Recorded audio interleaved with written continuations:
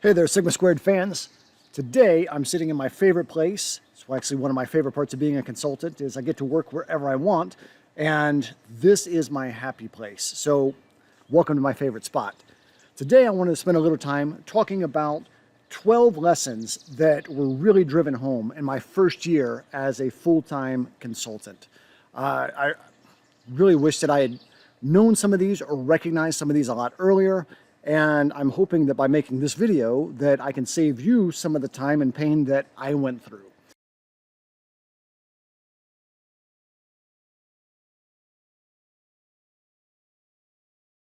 Now, not all of these were necessarily learnings, but it was some of it were good reiterations, and I'll talk about that as we go. But the very first thing that I learned from my first year was to be very specific about your role. Whenever I came in, I wanted to help people. I wanted to really make a difference, and I treated it as a partnership. So I would try to go above and beyond and really make a difference and work late and be there for my clients. And ultimately, what I did was kind of a disservice for myself. In treating it like a partnership, I didn't value my time the way I should have. While I was keeping track of my time, I was not being as diligent as I should have been, and I really wasn't drawing the line that I'm here to help them with a specific service, not to be their everything. Ultimately, it kind of turned into I was chief cook and bottle washer when I was really supposed to just be maitre d'. So as you're going through this, do remember that you're a consultant. You are not a partner to the company. Along with that is I didn't set specific boundaries, meaning that my clients were working all over the US, and some of the support team that I had was all over the world. With that, I was working crazy hours. I would work first thing in the morning. I would work late into the night. It was not uncommon for me to see 3 a.m. I kind of joke that I pulled more all-nighters in my first year as a consultant than I did in 4 years of college and a year of grad school. That's not the way it's supposed to be. Your time has value, but your time with your friends and family also has value. Do not sell yourself short, and do not think of yourself as just a consultant. You're a consultant, you're an employee, you're an employer, you're a mom or a dad or a boyfriend, a girlfriend, a friend, a relative. You are something to somebody who misses you. Don't work yourself to exhaustion. Set time and do what you can to stick with that time, those work hours. All right, the next thing that ate me was scope creep. As I said before, I became chief cook and bottle washer when I was just supposed to be maitre d'. In my agreement, I had a specific set of tasks that I was supposed to accomplish. And I did everything I could to meet those tasks. But before I knew it, that list started to grow. And me trying to be a partner, not a consultant, I allowed that list to grow because I thought, I'm making a difference. I'm really helping this person out. I believe in this company. I'm going to help drive this home. And in reality, what I did was I nearly worked myself into an early grave. Rather than doing a handful of hours a week, I was doing 3x that, and it was beyond the client's expectations.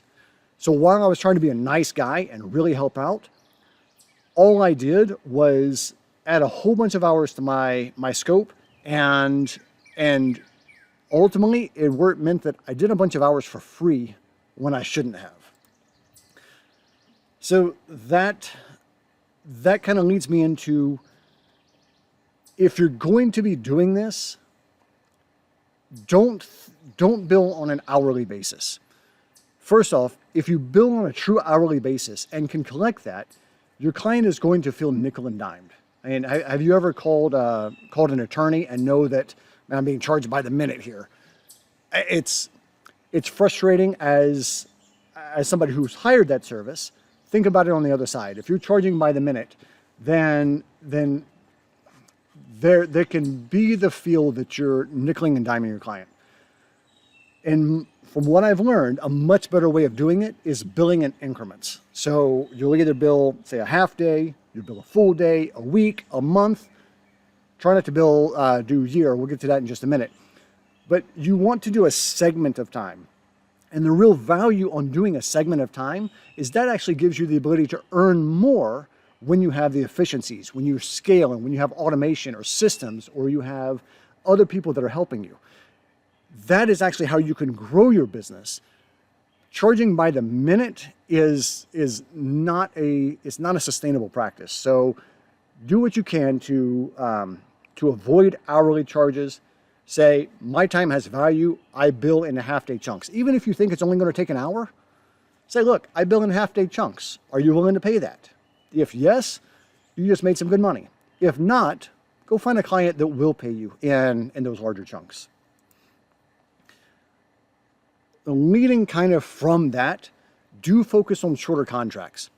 I was delighted when I got my first annual contract. I'm like, wow, this is great. I'm set for the next year.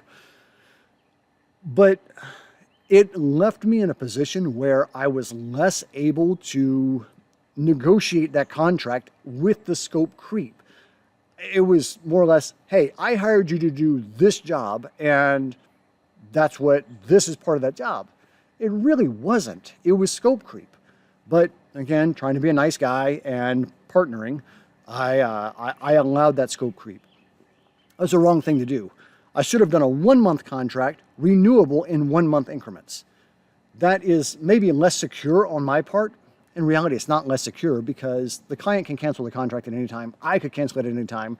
A 1-year contract is an illusion. So don't get wrapped up in that. One-month contract would have been so much better because at the end of the first month, I could already tell this was way more work than it was supposed to be. So I would have the opportunity to say, look, we're going to have to step back and renegotiate. Maybe I do part of it, or maybe at a much higher rate, but what we're doing is not sustainable. I would have saved myself a lot of time and misery if I had done that. Stick with your shorter contracts. The next thing you've got to do is you've got to keep accurate books and accurate records. Now, I actually do this for other companies. I keep their books, I keep their records, and I don't mind doing it so long as I'm getting paid for it. But honestly, I hate doing it for me. Ever ask a contractor? Ask them how their house is and how the projects are on their house. They're always going to say, oh man, I've got a ton of projects left on my house because I don't have time to do it. That's exactly what you're going to deal with. So you either keep accurate books or hire somebody else to do it. It's not very expensive. I know some people that can do it for you. They're doing it for me. So if you got questions, reach out. I'll send you in the right direction. The next one is really important.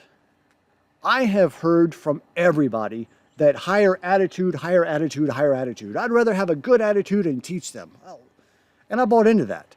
And to some degree, there's truth to hiring for attitude and then training. But that only works if the person with a good attitude also has the aptitude to do the work. Now, what I do, I don't think that what I do is all that difficult. Other people do. I mean, people have called it magic or whatever. I don't see it. It's just, I know how to do a certain task. I know how to automate. I know how to make things better or faster or teach the machine to do it. Not because it's magic, but because that's my skill set. I like to doing that. But not everybody has that skill set. You can have the nicest person ever. They may not be able to learn that. So whenever you're hiring, look for a good attitude, but also make sure that you've got the right aptitude to be able to do the job. If you can find that mix, you may have found the right candidate. If you just got a nice person that you got to teach, be careful and start slow. All right, the next thing I want to cover is on scaling your business. As a consultant, it is so easy to get trapped into the idea of selling time for money. But think about this. Even a contractor or a consultant that gets paid $1,000 an hour, if they did nothing but work, they can make $24,000 in a day. That's nothing to sneeze at. That's a lot of money. But how long is that sustainable? And even if you could do it, there's no ability to scale. You are capped at that unless you raise your rate. You've got to make your business scalable to where you're not trading time for money. That means systems, that means automation, that means resources, that means hiring. The only reason to hire an employee, and there's literally one good reason to hire an employee, it's to make yourself more efficient. Businesses hire employees because they know that as an employer, your job is to focus up here, not to focus down here. This work needs to get done, but that's not the best use of your time. Best use of your time is up here. So all this other stuff, you've got to outsource it or you're not going to be scalable. Spend some time, figure out how can you make your business scalable. Now, this is one that it's very important. Fortunately, it's not something that I had to learn, but I wanted to reiterate it because I did make a mistake. You've got to own your mistakes and you've got to call them out quickly. As a human, you're going to screw something up. It's inevitable. There's no way you can be absolutely perfect all the time. When you do screw up, recognize it, correct it quickly, and acknowledge it. Don't try to hide it. Never, ever, ever try to hide it.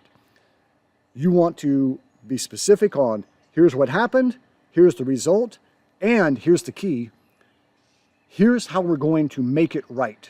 Here's how we're going to fix it. Here's how we're going to make sure that this never happens again. Come with a solution.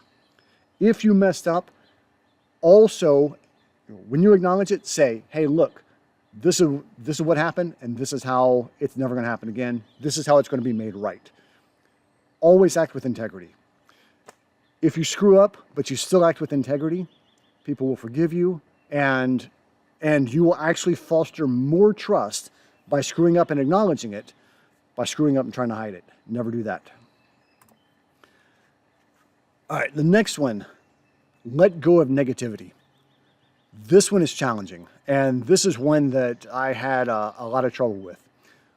One of the clients that I was serving, one of the ones that I was partnering with, ultimately got in a hard spot, and all those extra hours that I was doing for all the scope creep, ultimately, they're not going to be able to pay me for that. I'm going to have to write that off, and that really stinks. My wife is she's so much smarter than I am. She told me months ago that you need to cut this off or you need to renegotiate your contract so that you don't run into this. And I said, no, it's fine. It's going to work out. I'm trusting. I know that this is going to be okay. Well, she was right. And I ended up being owed a bunch of money and having to figure out, what am I going to do with that? Am I going to sue the client? Am I going to try to pursue arbitration? What am I going to do to get that money? And I was really torn with what to do. And I spent a lot of time praying on it. And one night as I was praying, I kind of felt the prompt that, the prompt said, I created Judges for a reason. Now in the Bible, there's a whole book called Judges. And I thought, okay, well that makes sense. If somebody has a complaint with somebody or they need something decided, they would go to a judge. So I let the client know, hey, I'm pursuing legal remedies. But as I was starting to pursue legal remedies, I also came across another verse from the Bible, from 2 Chronicles 25. That was one where a king hired a bunch of soldiers for 100 talents of silver. Now, think of 100 talents as 100 years of wages, or 100 years of salary. And he was going to go into battle. And a prophet came to him and said, do not go into battle with these soldiers, because the Lord your God will throw you down. Even if you fight valiantly, you will lose. And the king asked the prophet, what about the 100 talents of silver that I've already paid for these soldiers? And the prophet said, the Lord your God, who has provided those 100 talents, has the ability to provide so much more. Release the soldiers. And the king did. And that really weighed on me. And it sat on me for a week. I couldn't shake it. And I finally just said, you know what? I'm going to let this go. I'm going to turn it over, let God deal with it. And if I get paid, I get paid. Otherwise, the God that provided these opportunities are going to be able to provide other opportunities. I don't need to hold on to this anger. And it really was. It was suffocating anger. I was bickering with my wife. I was not nice to my kids. I was having difficulty even looking for other work because this was just sitting on me. And one day I said, you know what? I'm going to just trust. I'm just going to let it go. And that made such a big impact on me. All of a sudden the anger was gone, and the trust that if I get paid for this, wonderful. If I don't get paid for it, there's other opportunities that are coming. So I just need to keep my eye focused on that. So if you get burned by a client, look at what you could have done better. Do what you can to learn from it. And if you can, let it go and move on. Life is too short to focus on bitterness. All right, we're almost to the end. The next thing I wanted to talk about is the importance of insurance. Now, there's a whole bunch of different types of insurance. The main one that I want to talk about is life insurance and disability insurance. As a consultant, your ability to earn is your number one asset. And if you lose that ability to earn, then you could be in big trouble. Your family could be in big trouble. You could lose your business. These things are going to happen. There is a 100% chance you are going to die. I hope it's not today, but you will die. And because of that, you need life insurance. Don't leave your family in a lurch. Now, you may not need the most expensive life insurance out there, but you absolutely need term life insurance to replace the income. If you were to die today, your family needs your income. So go ahead and buy life insurance so that you can replace that income if you were to meet your maker today. Don't wait. The other thing you need is to look at short-term disability or long-term disability.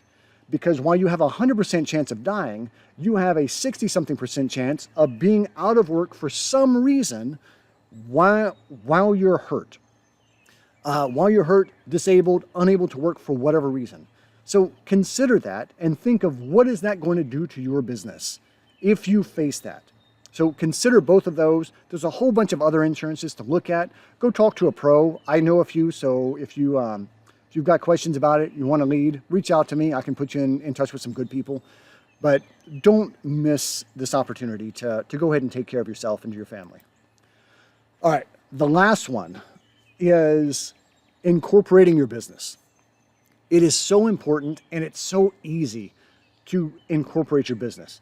Get an LLC, start an S Corp, start a C Corp, do something to set yourself aside so that you are not just a one-person entrepreneur. It's wonderful to be a one-person entrepreneur, but from a legal perspective, you need that separation. So if you set up a legal entity, that is the equivalent of creating a new person in the eyes of the law. So you have the ability to do so many things with that new entity. You can, if you've got your business, you can earn and pay expenses before you have to pay any taxes. It's fantastic. There's so many tax advantages to having it. There's legal protections, meaning that if your company gets sued, you may not be sued personally because you have that separation. Now, there's some rules around this, so it's important to either talk to an attorney or talk to an accountant. Make sure you're doing it right, but absolutely get that separation. All right, guys, that's it for today. I appreciate you sticking around for all 12 of these, and we're going to, I'm sure, cover some more. I'm going to learn a lot of new things. I'm going to share those with you as I can. If you've got other things that were not covered in these 12, let me know about it. Leave them in the comments.